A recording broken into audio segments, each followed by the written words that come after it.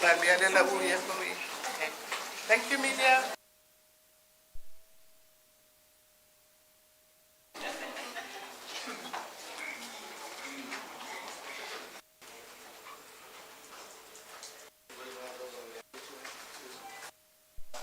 Our cabinet. May I just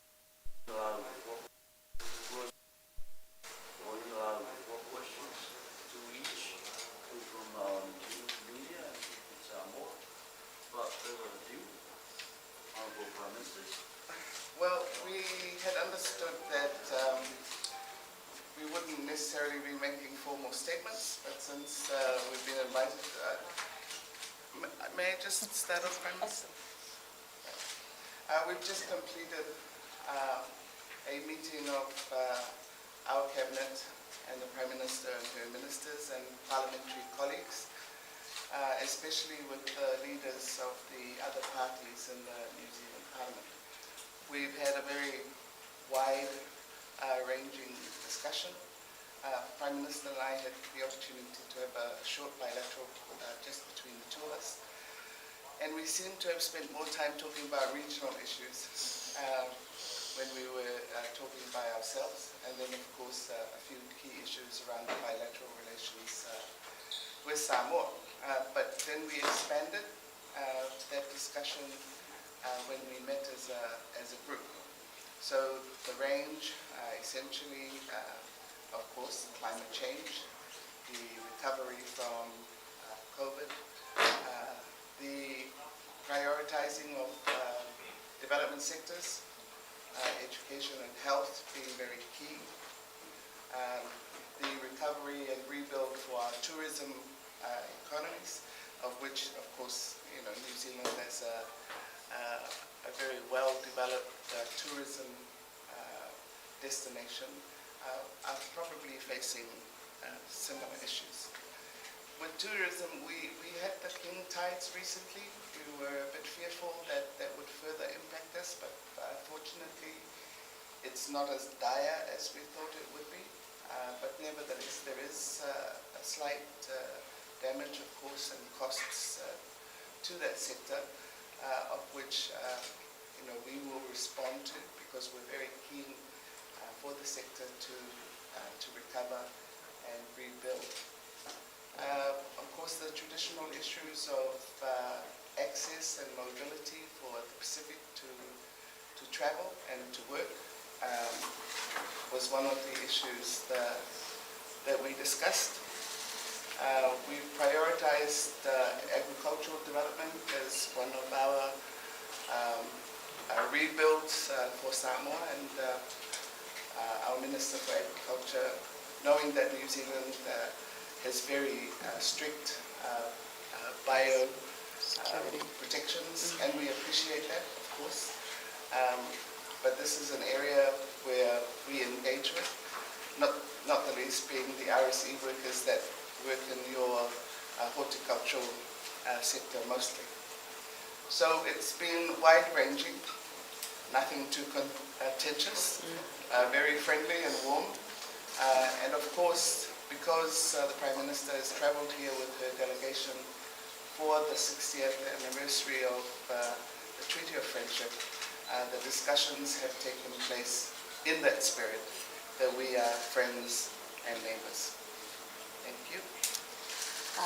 Talofa lava, kia ora koutou katoa. Thank you, Prime Minister, and can I reiterate again here in this forum our thanks for the warmth of your hospitality and your government's hosting of this really important occasion for Aotearoa, New Zealand and Samoa. I won't repeat your canvassing of the conversation. You captured well the diversity of this discussion and also the tone of the meeting. It is unusual for these bilateral engagements to occur with both a full cabinet, but also with representation from across the Parliament from Aotearoa. But I think it was fitting on this occasion that we meet in that manner, because, as you say, the basis of this meeting was ultimately the friendship that we have as two nations, not as political parties, but as nations.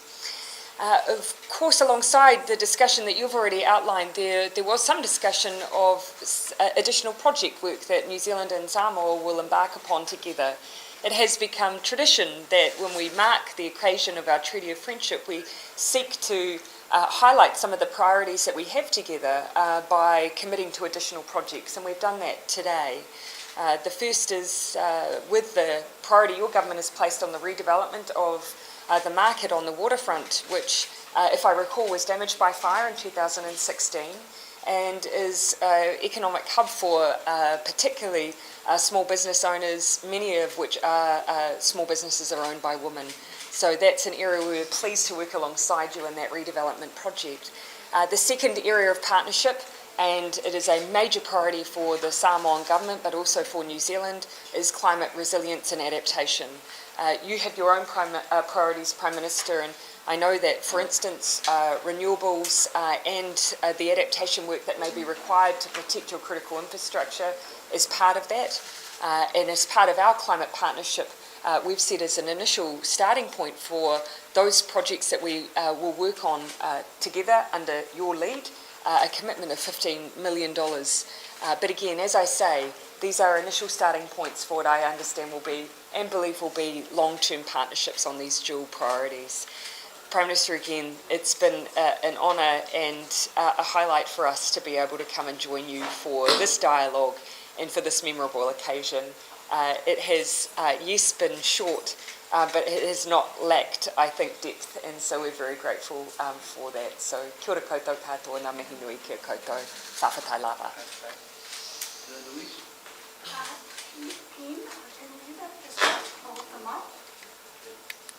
Okay, so for the answering of questions, you need this mic. It doesn't appear to be on.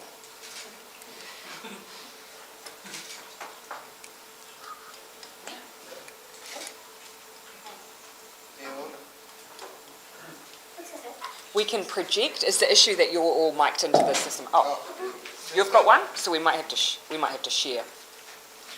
Yeah. Okay.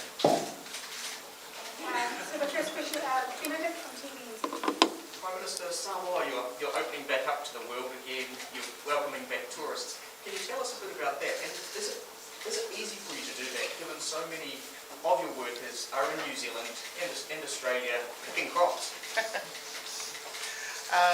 Yes, it won't be easy because that has been an impact with the RC, and we've discussed this issue, and it's not particular to Samoa. Other leaders in the Pacific when we were at the forum. So I think there's a general review and it's not just the tourism sector, it's also impacted on other sectors, even the public sector. But I think one of the things that will help, as you know, we don't have a national airline. We're working with the incoming airlines, mostly in New Zealand to start off with. We have given Qantas a license now. There are other applications. But I think the scheduling of flights and the frequency will also help on how we plan out the recovery so that we can ensure that the sector is not under too much pressure. Prime Minister Fiame, can you explain the state of Samoa's post-COVID economic recovery, but then also explain why an investment in rebuilding the southern lago market will have such a significant impact for New Zealanders who might not understand why an investment there, what that will mean? Okay, I suppose the best way I can respond to a question that's really quite broad is that, in overall, the approach by the government, and it's not only post-COVID, but just as a new administration coming in, is to make the investment in our communities to enable all the players to work with government to rebuild back post-COVID. So that's the general approach. That's been a significant shift in terms of where government is investing the money. So it's a lot more in communities, it's a lot more in the different sectors, not just private, in the civil society sectors, in the servicing sectors and so forth. With respect to the market, I think the main point there was the former administration, because the market had burned down, they had made a decision to relocate it out of, well, not too far away from town, but not as central or accessible as the old market.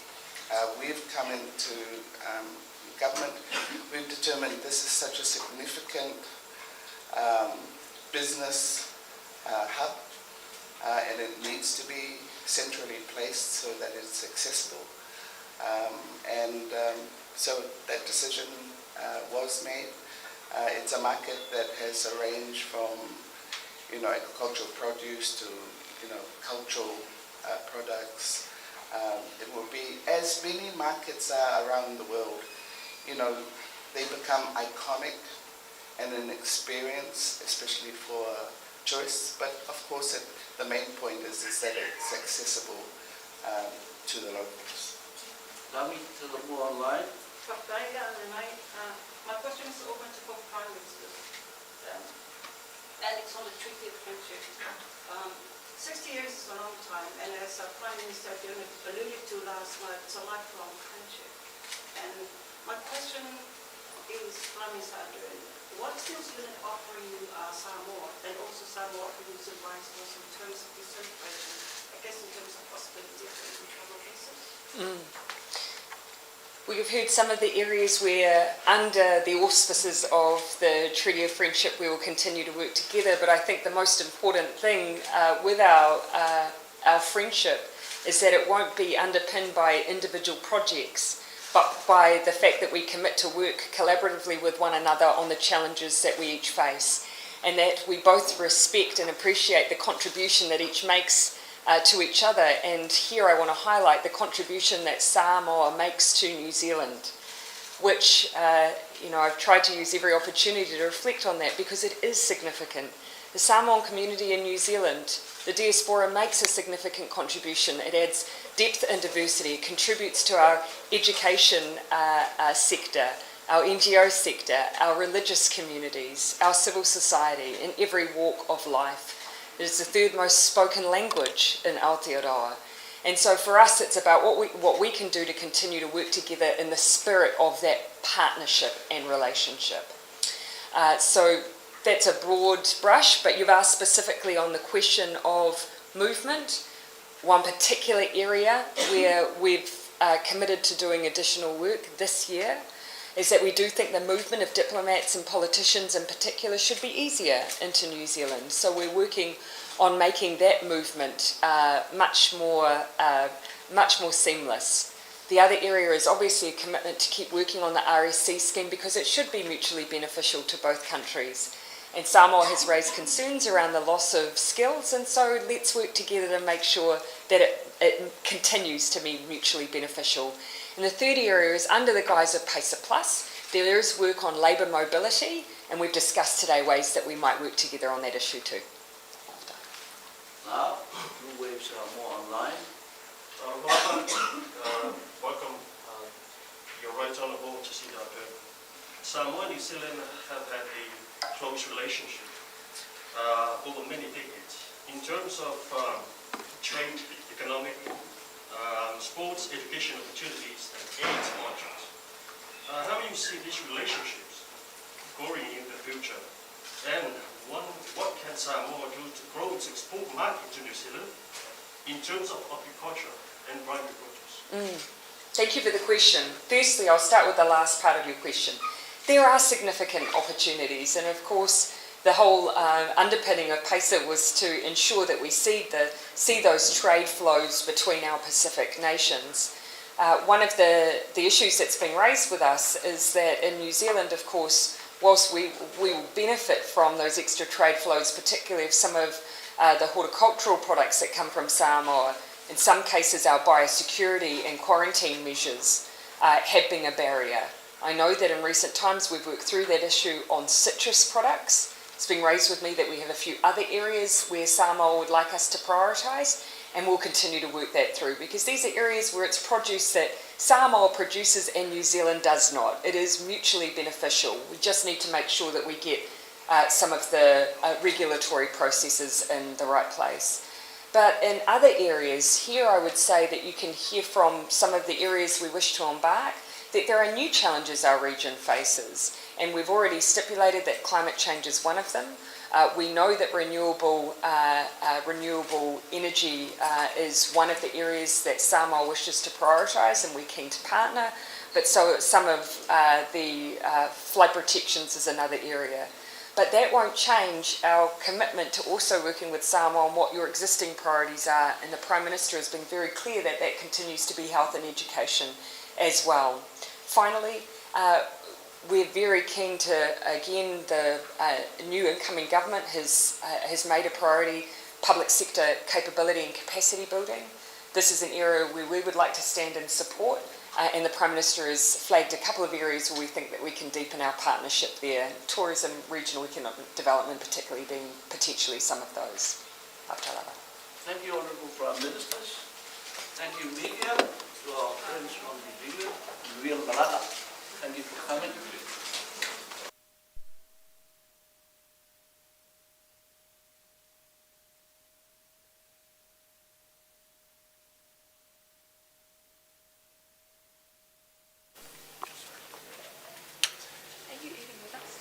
He's hoping. Yeah, there's plenty there, so You might have a little carve off. get this.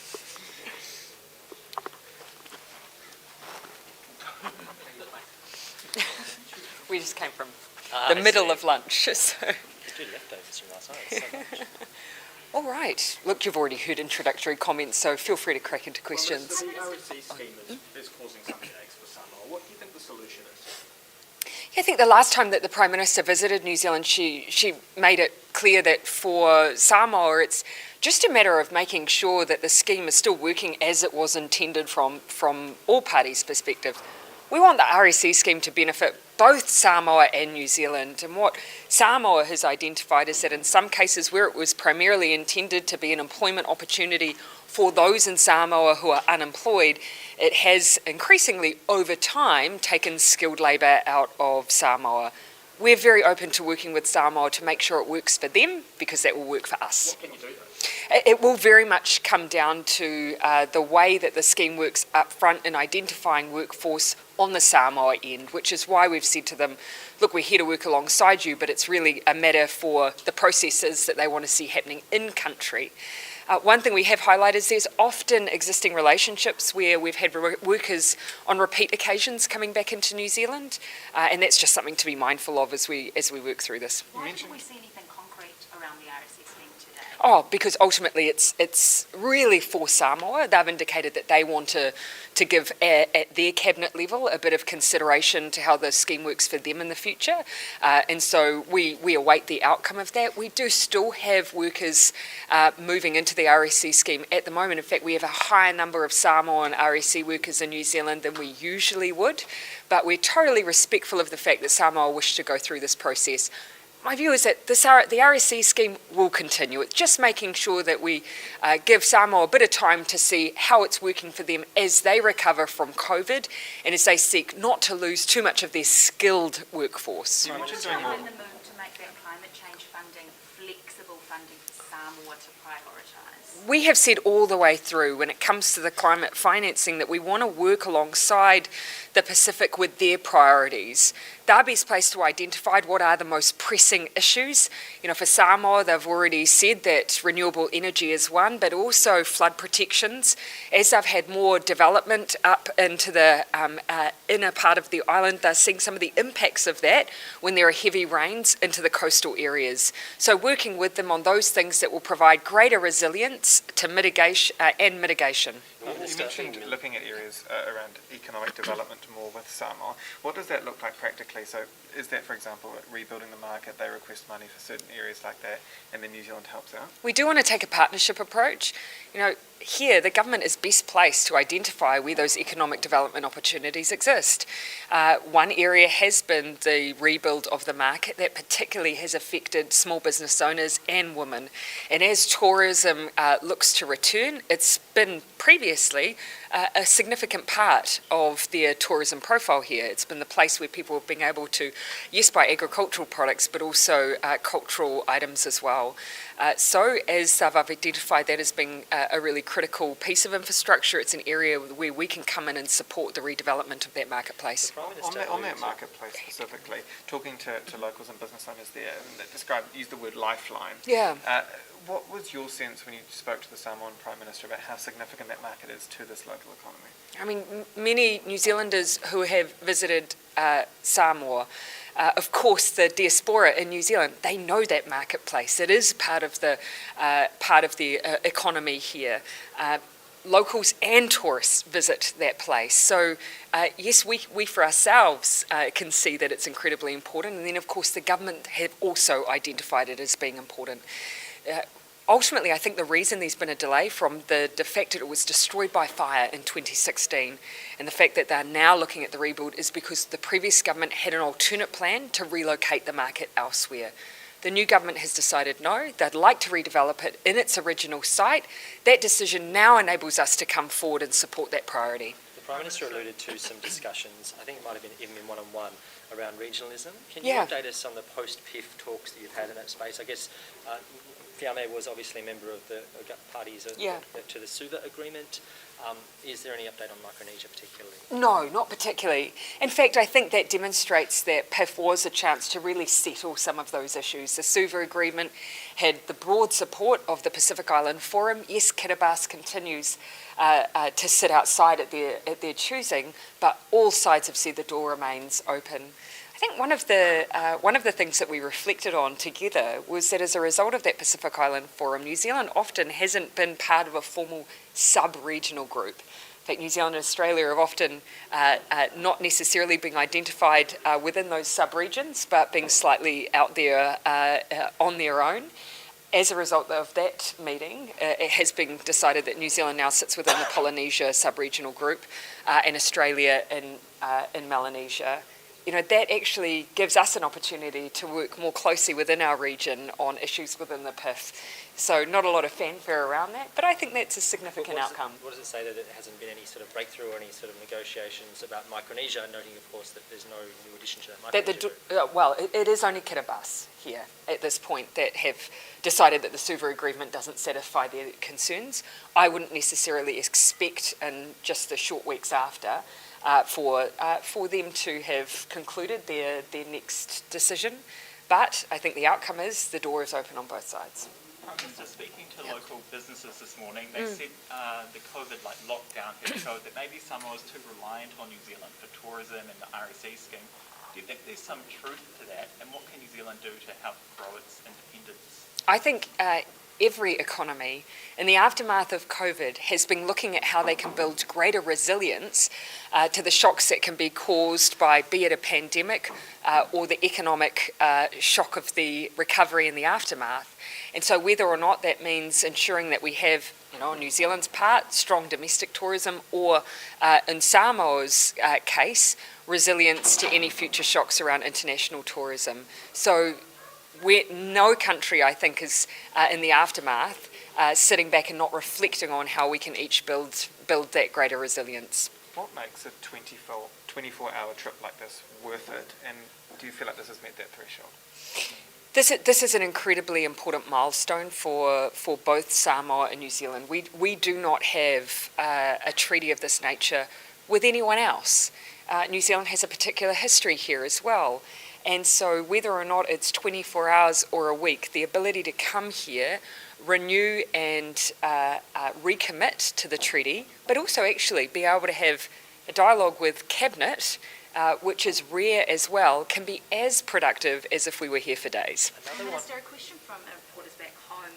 why is the government using its majority to push through the Oranga Tamariki oversight bill when there's been so much opposition, both from experts and those who've gone from stake here? We have the Minister here, so I think what I might do is I think I might get the Minister to conclude. So do you mind if I just canvass around and get some final questions on anything else anyone has for me? Do any of our Pacific media? I was going to say this kind of trip is really significant. And, Yeah. A leader usually leaves with a matai title. So have you been offered a chiefly title at all, Faumuina? No, and this actually has, on each of my visits, this has been a topic of conversation. And I think it's fair to say that I go with the flow. But at the same time, I'm always very humbled to be here, to lead a delegation here. And when it comes to what is most appropriate culturally, I'm in the hands of the hosts. In the wider region. Do you mind if I just come here as well first? Yeah, and then I'll come to you. Prime Minister Fiame said that with the bilateral discussions, they were in line with the theme of lifelong friends. Yeah. I mean, how is that able to be the case in the cabinet room? You have cross-party representation across all the parties. There's actually a number of issues on that won't be party political, and in fact, I think it's useful from time to time to have the opportunity for those other party leaders to be a part of and hear from the perspective of the Samoan government their view on issues like, for instance, skills, like, for instance, education and health and climate priorities. Because whilst the government in New Zealand will be the ultimate decision maker, we know that political cycles are just that, they're cycles, and it is good to have continuity of those relationships and priorities. In the wider Pacific, we see concerns around Nancy Pelosi's trip to Taiwan. Do you think that could lead to instability or some safety concerns? Look, I wouldn't wish to step into the decisions of other nations around their bilateral engagements. Those are matters for them. When it comes to generally,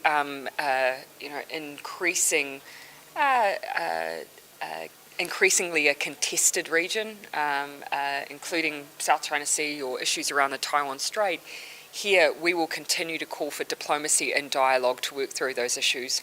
I was heartened to hear that President Biden and President Xi had such a long conversation recently. That's the kind of dialogue I think that will stand us in good stead in the future. One word to Fiame describe also, Fiame also yeah, and then I'll finish with a word and then we'll finish with Minister Cipollone. described issues regarding to movement of people between New Zealand and Samoa. She raised those with you. You've made concessions, or you're going to work with them on movement of diplomats and politicians.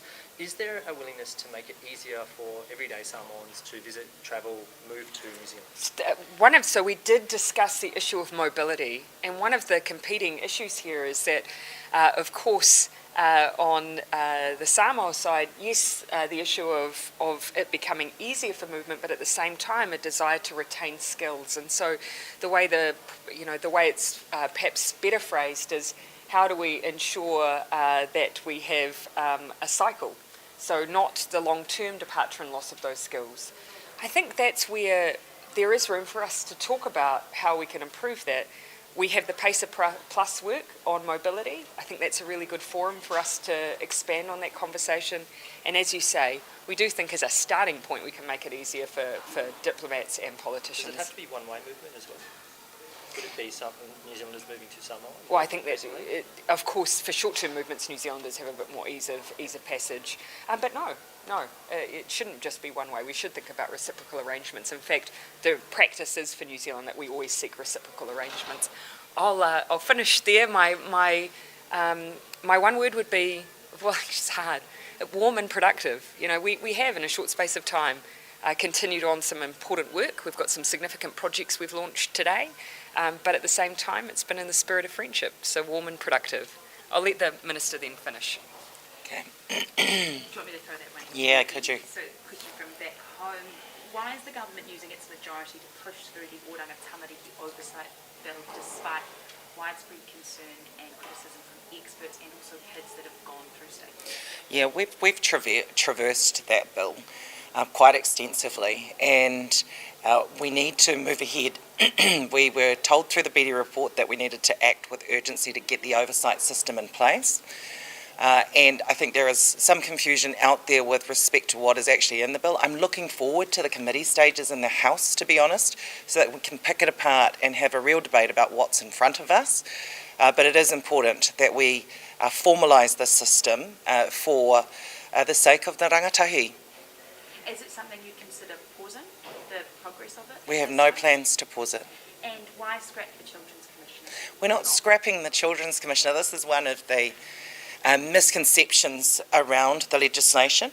It will have a board that bolsters the support and advocacy at the Children's Commission. There will still be a Chief Children's Commissioner. On that board, we're looking to have representation from important stakeholders, Māori, disability, people with care experience. And so we're not scrapping the Children's Commission or the Commissioner. We are actually bolstering their ability to advocate. Okay, thank you very much, everyone. Thank you.